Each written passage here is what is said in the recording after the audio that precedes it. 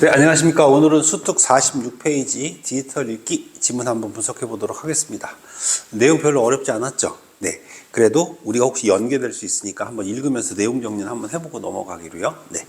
해보겠습니다. 자, 디지털 읽기는 첫 번째 줄 무조건 밑줄치기로 했지. 디지털 기기를 매개로 해서 여러분 태블릿, 컴퓨터 이런 것들을 매개로 해서 화면에 제시된 글들, 즉 텍스트를 읽는 걸 말하는 게 디지털 읽기다. 다들 알고 계신 내용이에요. 디지털 읽기에서는 키보드나 마우스 등의 보조기기나 터치스크린 위에서 손가락을 움직여 디지털 기기를 조작할 수 있죠. 인쇄된 텍스트는 그러니까 우리가 흔히 보고 있는 뭐요? 글자로, 그러니까 책으로 된 거예요, 그죠? 디지털 읽기 말고 책으로 된 인쇄물들. 자, 이런 것들은 일부 텍스트의 그림이나 사진과 같은 2차원적 시각 정보가 포함되어 있기도 해요. 우리도 왜 책 보다 보면 중간중간 사진 같은 거나 그림 있잖아요, 그죠? 자, 하지만 주로 문자, 언어로 구성된 것과는 달리 동그라미 빵 칩니다. 자, 일단 여러분 무슨 점? 차이점이 나온 거죠. 그러니까 결과적으로 디지털 읽기라는 걸 설명하려면 아무래도 여러분 기존에 우리가 읽었던, 그죠? 인쇄 매체를 통한 읽기, 인쇄된 텍스트, 이거랑 비교해 보는 게 제일 좋지 않겠습니까? 어찌됐건, 자, 이렇게 돼서 어떻게 하라는 얘기입니까? 디지털 읽기의 텍스트는 문자 정보 외에 영상과 같은, 그렇죠, 2차원적 시각 정보가 아니라 이게 무슨 정보가 돼요? 영상 정보가 됩니다. 이런 복합 양식의 정보가 함께 제시될 수 있다. 그게 되게 신기한 거예요. 그러니까 우리가 책을 읽다가 보통 그림 정도는 볼 수 있었지만 이제 디지털 읽기는 어때요? 읽다가 그것에 대한 영상 정보를 같이 볼 수 있는 거죠. 또한 디지털 환경에서는 접하는 텍스트는 많은 경우 인터넷과 같은 전산망과 연결되어 있어서 그 정보량이 압도적이다. 그러니까 우리가 읽고 있는 책들은 어때요? 그 한 권 한 권이 물론 나중에 보면 다 연결되어서 우리가 읽어볼 수는 있겠지만 그 책 안에서는 연결이 안 되잖아요, 그죠? 자, 근데 디지털 정보는 어때요? 그렇죠. 인터넷으로 연결되어 있어가지고 우리가 지금 읽고 있는 정보랑 또 다른 정보랑도 굉장히 빨리 정보랑 연결돼서 끌어다가 다시 볼 수 있죠. 그런 얘기를 하는 겁니다. 자, 그래서 압도적이다. 이와 같이 디지털 읽기는 인쇄물 읽기와는 달리, 그러니까 인쇄물 읽기와 디지털 읽기를 지금 비교했던 겁니다. 인지적 활동에 차이가 있다. 밑줄 쫙 돌리자. 그럼 결과적으로 디지털 읽기를 설명하기 위해서 무슨 읽기를 여러분들 같이 설명하겠다는 거예요? 안 써도 될 것 같은데, 인쇄물 읽기를 같이 비교하면서 설명하겠다. 여기까지 이해되십니까? 네. 자, 인쇄물을 읽을 때 독자의 초점은 대체로 읽기 상황에서 마주하는 텍스트 자체에 맞추어지죠. 왜냐하면 우리는 볼 게 그거밖에 없어요. 글자밖에 없잖아요, 그죠? 지금 여러분들이 갖고 있는 수능 특강 교재를 한번 보세요. 자, 이게 바로 뭐죠? 인쇄물이에요. 그러니까 결국은 이건 여기에만 집중할 수 있죠. 그러니까 결국은 이게 더 장점 아닐까요? 어찌됐건 이렇습니다. 그러나 디지털 환경에서 구현된 텍스트는, 즉 디지털 읽기겠죠? 흔히 하이퍼 텍스트 구조로 이루어져 있어서 디지털 읽기에서는 주어진 텍스트의 범위를 넘어서는 경우가 많대요. 하이퍼텍스트 구조는 독자가 다른 텍스트로 쉽게 이동할 수 있을 뿐 아니라 동그라미 빵 쳐놔야죠. 여러분들 이런 거 무조건 체크해 놓는 겁니다. 지문이 쉬운 대신에 이런 건 하나 가지고 갑시다. 알겠죠? 자, 그럼 첫 번째로 쉽게 이동할 수 있는 장점이 있어요. 근데 그것뿐 아니라 또 플러스 뭐도 있어요. 인터넷 검색 등을 통해 다른 텍스트에 접근하고 탐색하는 과정도 수월해요. 독자는 단일 텍스트를 넘어 여러 텍스트를 초점을 옮겨가며 읽을 수 있어요. 그렇죠? 우리가 왜 예를 들어서 우리도 왜 그런 경험 있을 거예요. 아마 네이버나 이런 사이트를 이용해 가지고 원래는 A라는 걸 검색해 보고 싶어서 들어갔는데 그거 보다 보면 갑자기 딴 데도 또 연결돼 가지고 그렇죠. 계속 이렇게 다른 곳으로 또 가게 되는 경우도 있지 않습니까? 어찌됐건 이런 얘기를 하고 있는 겁니다. 그래서 옮겨가면서 읽는 게 쉽다. 이와 같이 디지털 읽기 상황에서는 독자가 읽고 있는 텍스트와 추가적으로 탐색한 텍스트를 서로 연결하며 읽는 다문서 읽기가 쉽게 이루어질 수 있다. 자, 여기까지 보면 어때요? 디지털 독서, 읽기가 훨씬 더 좋은 것 같지 않습니까? 또한 디지털 읽기에서는 화면을 위아래로 스크롤하여 읽는 방식이 자주 활용되는데요. 그렇죠. 우리 책은 어떻게 읽어요? 옆으로 넘기면서 읽죠. 근데 이제 스크롤이라고 해서 이렇게 위아래로 옮기면서 이렇게 읽게 되죠. 마우스와 같은 보조기기를 활용하거나 터치스크린을 이용해 스크롤하는 방식은 내용을 빠르게 훑어보기에 유리합니다. 대신에 꼼꼼하게 읽지 못하겠지. 그래서 우리가 이렇게 쭉 읽는 걸 보면 실제로 그렇대요.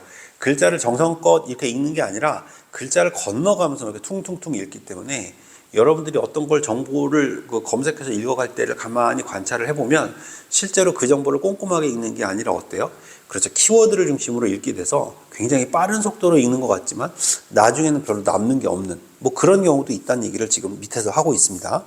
자, 한번 보죠. 자, 그래서 마우스와 같은 보조기기를 활용하거나 터치스크린을 이용해서 스크롤하는 방식은 내용을 빨리 훑어보기엔 유리하죠. 이러한 읽기의 과정을 F형 읽기의 패턴이 자주 나타난답니다. 그러니까 이렇게 쭉 읽다가 내려가는 거죠. 쭉 내려가는 거죠. 그래서 이게 F라는 모양이 됐나 봐요. F형 읽기 패턴은 눈동자의 움직임을 기술한 용어로 복합 양식의 웹페이지에서 텍스트의 제목이나 첫 줄을 가로 방향으로 읽다가, 그렇죠. 첫 번째 F에서 이렇게 쭉 읽다가 건너뛰고 다시 몇 개의 단어나 문장을 가는 방향을 읽으면서 확인하고 아래 방향으로 내려가면서 이렇게 읽는 패턴이다. 이렇게. 자, 이래서 텍스트를 읽을 가치가 있는지를 신속하게 점검하려는 경우에는 스크롤 방식이 편리하긴 하겠죠.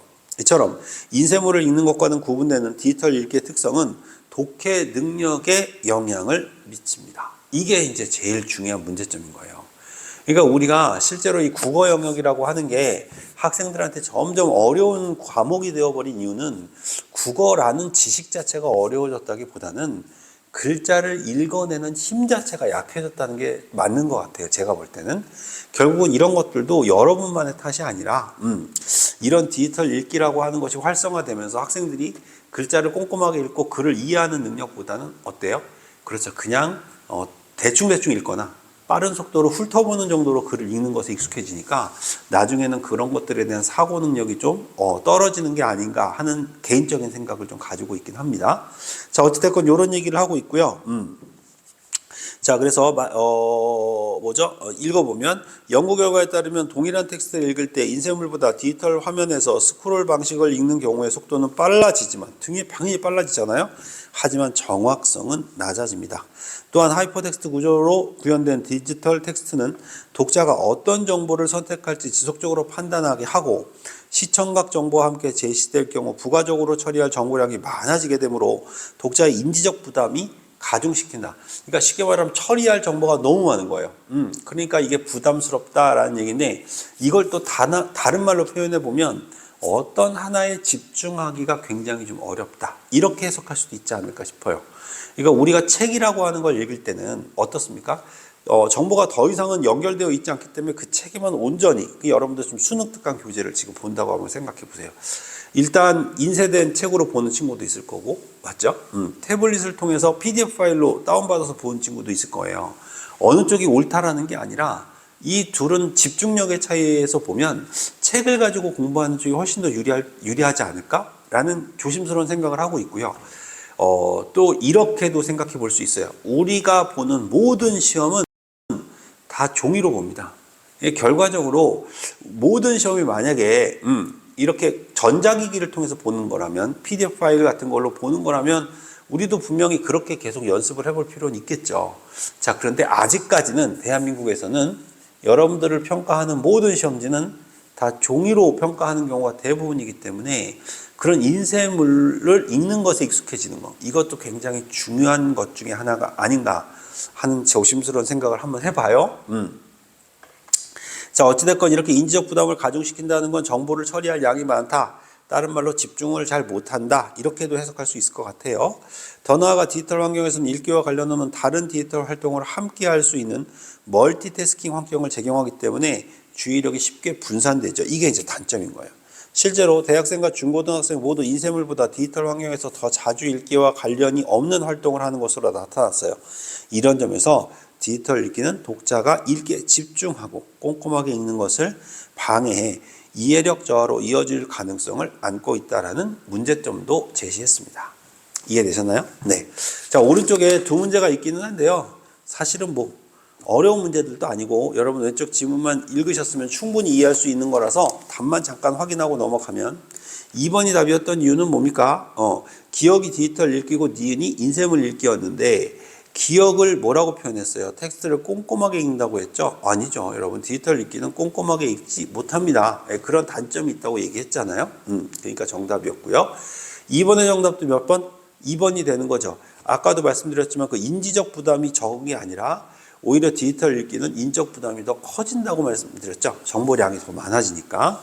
그래서 이렇게 문제 두 개는 그냥 지문 자체를 이해했는지를 봤던 문제여서 지문만 이해했으면 됐을 것 같습니다. 이해되셨나요? 자, 오랜만에 좀 쉬운 지문 만났습니다. 편안하게 들으셨을 거라고 생각하고 또 다음 지문에서 뵙도록 하겠습니다. 고생하셨습니다.